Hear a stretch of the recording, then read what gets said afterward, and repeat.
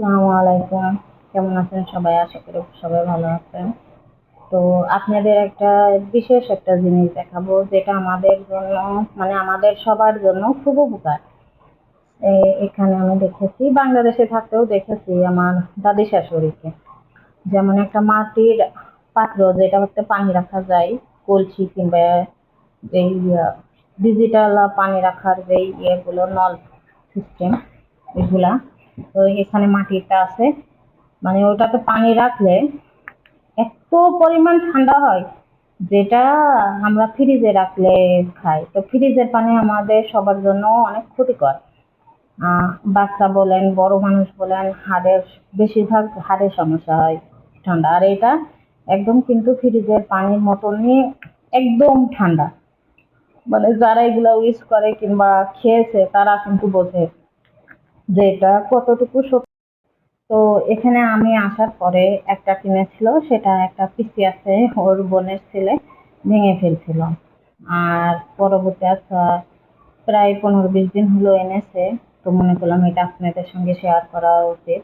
কারণ গরমের সময় আমরা কিন্তু সবাই ঠান্ডা পানি খেতে ভালোবাসি, আর ঠান্ডা পানি খেলে তৃপ্তি পাই অনেক, প্রাণটাও ঠান্ডা হয় আর কি, মন প্রাণ সব জুড়িয়ে যায়।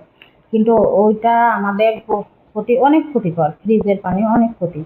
আর প্রত্যেক বাড়িতে যদি একটা মাটির কলসিও থাকে, ওই কলসির ভিতরে যদি পানি ভরিয়ে রাখা যায়, তো যখন রোদ্রের সময় যখন আমাদের ঠান্ডা পানি খেতে ইচ্ছা করে, এই পানিটা খাইলে কিন্তু একদম ফ্রিজে বরফ দিলে যেরকম ঠান্ডা হয়, ওই রকম অবিকল ওই রকম ঠান্ডা পানি।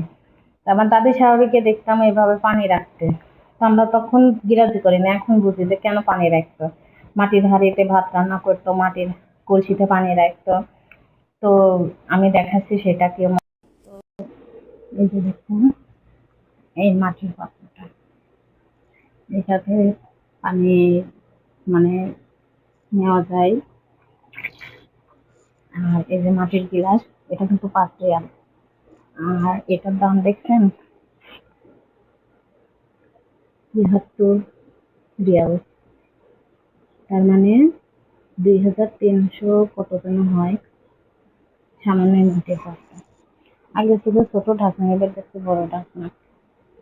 তো এটার পানি এত পরিমাণ ঠান্ডা।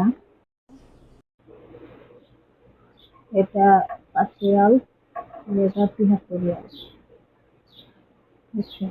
অনেক সুন্দর দেখতে, অনেক সুন্দর পাত্রটা। গরমের সময় আমাদের অনেক উপকার করে আর কি। এটা কিন্তু অতিরিক্ত নিউট্রে আছে, তবুও এই পানিটা যখন খাওয়া যায়, আমি কিন্তু পানি এখন সকালে ঘুম থেকে উঠে কাজ শেষ করে মানে ভরা শুরু করছি, সারাদিন চলে যায়। এত পরিমাণ ঠান্ডা থাকে, ভাষায় প্রকাশ করার মতো না।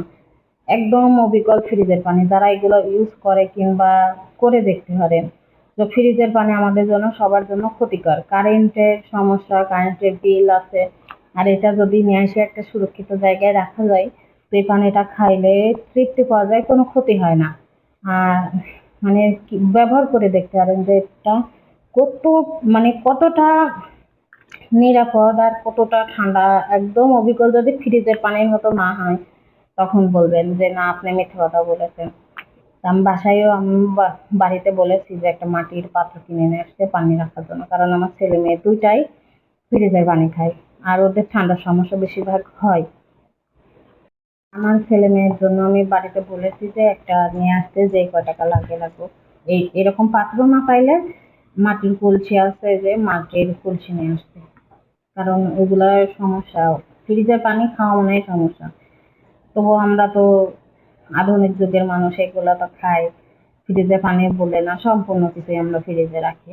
তো সেইটা ঠিক আছে, ওইরকম রাখার মতো তো কোনো জিনিস নেই, কিন্তু পানিটা রাখার মতো যেমন মাটির পাত্রে সুরক্ষিত, আল্লাহর প্রকৃতির নিয়তি। মানে এমন এত কিছু দান করে দিয়েছেন আমাদের, তার কাছে হাজার হাজার শুকরিয়া।